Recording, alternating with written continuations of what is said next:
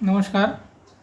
मैं प्राध्यापक डॉक्टर नागराज उत्तमराव मुळे, हिंदी विभागाध्यक्ष एवं एसोसिएट प्रोफेसर, महात्मा फुले महाविद्यालय अहमदपुर जिला लातूर, आपका हार्दिक स्वागत करता हूं।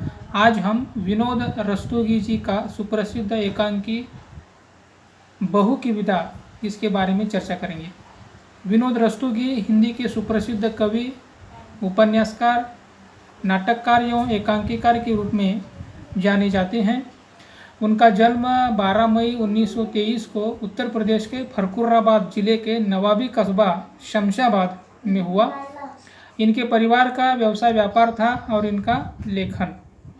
बचपन से ही उन्हें लेखन में रुचि थी, अतः उन्होंने अपनी लेखनी से हिंदी साहित्य को समृद्ध किया है। इनका मूल नाम विश्वेश्वर प्रसाद था, लेकिन आगे चलकर उन्होंने विनोद उपनाम से साहित्य रचना की है। विनोद रस्तोगी जी ने अपनी लेखन की शुरुआत कविता से की। बाद में उन्होंने उपन्यास, नाटक, एकांकी आदि विधाओं में विस्तृत लेखन किया है। उनकी प्रकाशित रचनाओं में जिंदगी के गीत, अग्नि परीक्षा आदि कविता संग्रह, ठंडी आग, दरारें, रुपया, रूप और रोटी, तूफान और तिनका, अंधेरी गलियां आदि उपन्यास, आज़ादी के बाद, नए हाथ, बर्फ की मीनार, भीष्म पितामह आदि नाटक, तो पुरुष का पाप, कसम कुरान की, बहू की विदा, निर्माण के देवता, काले कौवे गोरे हंस, स्वर्ग के खंडहर, गूंगी मछलियाँ, प्रमोशन, बाल की खाल, अपना अपना दर्द आदि एकांकी संग्रह प्रसिद्ध हैं। बहू की विदा विनोद रस्तोगी जी का एक सुप्रसिद्ध एकांकी है। प्रस्तुत एकांकी में दहेज की समस्या और परंपरावादी रूढ़िग्रस्त मानसिकता का चित्रण है। इसमें जीवनलाल एक धनी व्यापारी होते हुए भी दहेज के लालची व्यक्ति के रूप में चित्रित हैं। वे कमला के ससुर और रमेश के पिता हैं। राजेश्वरी जीवनलाल की पत्नी और रमेश की मां हैं। प्रमोद कमला का भाई है। एकांकी में हम देखते हैं कि सावन के त्यौहार पर कमला को बुलाने गए प्रमोद के साथ जीवनलाल अपनी बहू को इसलिए नहीं भेजते कि अपने बेटे रमेश की शादी में उन्हें पूरा दहेज नहीं मिला। पैसे के आगे वे अपनी जिम्मेदारी भूल जाते हैं और अपना फैसला सुनाते हैं कि जब तक दहेज का पूरा पैसा नहीं मिलता तब तक बहू की विदा नहीं होगी। उनके अनुसार रमेश के ससुराल वालों ने उनकी जो बेइज्जती की है, उनके नाम पर जो धब्बा लगाया है, उनकी बिरादरी में जो हंसी हुई है या उनका जो मजाक उड़ाया गया है, उस करारी चोट के घाव अभी भरे नहीं। अगर बहू की विदा करनी है तो उस घाव पर लगाने के लिए जो मरहम बाजार में मिलता है वह ले आए, और उस मरहम की कीमत 5,000 रुपये है। स्पष्ट है कि यहाँ जीवनलाल लड़की वालों की मजबूरी का फायदा उठाते हैं। प्रमोद उनके सामने हाथ जोड़ता है, विनती करता है, लेकिन जीवनलाल एक नहीं सुनते। तब प्रमोद अपना घर गिरवी रखकर या उसे बेचकर दहेज के पैसे देने के लिए तैयार होता है। इस तरह वो अपना सब कुछ बेच देगा तो उसकी छोटी बहन विमला की शादी कैसे कर पाएगा। परंतु प्रमोद को रंग बिरंगे कागज के टुकड़ों की चिंता नहीं है। चिंता है तो कागज के टुकड़ों पर स्नेह और प्यार करने वालों के बीच उसकी बहन कमला कैसे रह सकेगी। यह तो ठीक है कि कमला की सास एक आदर्श सास है, वो ममता की मूरत है।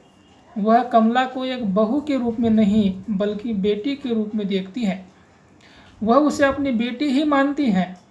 वह उसकी हर तरह से मदद भी करती है।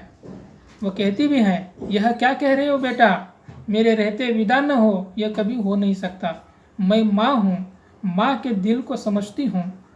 जिस तरह उतावली होकर मैं गौरी की राह देख रही हूँ, उसी तरह तुम्हारी माँ भी कमला की राह देख रही होगी। नहीं, विदा जरूर होगी, तुम अकेले नहीं जाओगे। जा बेटी, तिजोरी से रुपए निकाल ला। स्पष्ट है कि अपनी माजी का यह स्नेह देखकर कमला की आंखों में आंसू आ जाते हैं। वह सिसकने लगती है, लेकिन राजेश्वरी उसे रोने नहीं देती। उसको अपनी बेटी मानकर अपने हृदय से लगा लेती हैं। पैसों से प्यार करने वाले अपने पति को भला बुरा कहती है, लेकिन जीवनलाल अपनी हरकतों से बाज नहीं आते। उनको जो गुरूर था कि पहले वे बेटे वाले हैं, बाद में बेटी वाले, लेकिन बेटी गौरी को बुलाने गया रमेश उदास होकर जब अकेले घर लौट आता है तो जीवनलाल हक्का बक्का रह जाते हैं। उन्हें गहरा धक्का लगता है, जैसे किसी ने उनकी छाती पर जोर से घूंसा मार दिया हो। अपनी बेटी गौरी के ससुराल वालों का यह कहना कि उन्हें पूरा दहेज नहीं दिया गया जीवनलाल की अक्ल ठिकाने पर लाता है।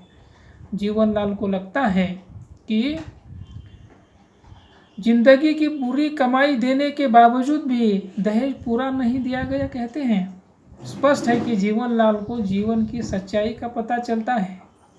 उन्हें लगता है कि जैसा हम दूसरों के साथ बर्ताव करते हैं तो लोग भी हमारे साथ वही बर्ताव करेंगे। अतः अपनी गलती का एहसास उन्हें होता है। हम देखते हैं कि अगर जीवनलाल अपनी बहू कमला को खुशी खुशी मायके भेज देते, उसकी विदा करते, तो शायद गौरी भी खुशी खुशी विदा होकर अपने भाई रमेश के साथ माँ बाबूजी के पास आ जाती। राजेश्वरी के शब्दों में अगर कहना हो तो जो व्यवहार हम अपनी बेटी के लिए दूसरों से चाहते हैं वही दूसरे की बेटी को भी देना चाहिए। जब तक बहू और बेटी को एक सा नहीं समझेंगे, न सुख मिलेगा न शांति। एकांकी की सार्थकता इसमें भी है कि दहेज के कारण जीवनलाल के होश ठिकाने आ जाते हैं। जीवनलाल दहेज देना जानते हैं, लेना जानते हैं, लेकिन देना नहीं। उनकी दृष्टि में अपनी बेटी की शादी में उन्होंने दोनों हाथों से पैसे लुटाए।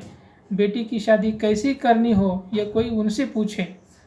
बारातियों की इतनी खातिरदारी की कि देखने वाले दंग रह गए। इतना दहेज दिया कि लोगों ने दांतों तले उंगली दबा ली। इस कारण उन्हें पक्का विश्वास था कि बेटी वाले होकर भी वे बेटे वाले जैसे ही हैं, वे जैसा कहेंगे वैसा होगा। अतः उन्हें लगता है कि उनकी बेटी गौरी अभी ससुराल से आएगी, पहला सावन उनके यहाँ बिताएगी। स्पष्ट है कि जीवनलाल पर अपने आप पर बड़ा नाज होता है। ऐसा लगता है कि जीवन में वे एक ही नाक वाले हैं, बाकी सब नाक कटे हैं, नकटे हैं, लेकिन गौरी के ससुराल वालों ने उनकी नाक काट दी।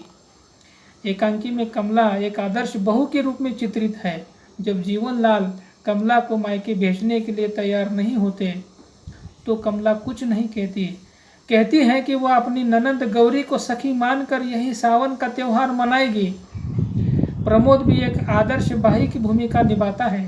जब राजेश्वरी उसे 5,000 रुपये देने के लिए तैयार होती है तो पैसे नहीं लेता, उसे सविनय मना कर देता है। राजेश्वरी भी एक आदर्श सास के रूप में चित्रित है। वह कमला को अपनी बहू न मानकर गौरी जैसी बेटी मानती है। सच में हर घर में ऐसी सास और बहू हो तो घर खुशहाली से भर जाएगा, जीवन सार्थक हो जाएगा। शुरू में जीवनलाल भले ही पैसे के लालची दिखाई देते हैं, लेकिन एकांकी के अंत में उन्हें अपनी गलती का एहसास होता है। अतः पश्चाताप करते हुए वे अपनी गलती सुधार लेते हैं और अंत में बहू की विदा होती हैं और एकांकी का अंत सुखांत होता है। इस तरह एकांकी के नामकरण की सार्थकता हम देखते हैं। धन्यवाद।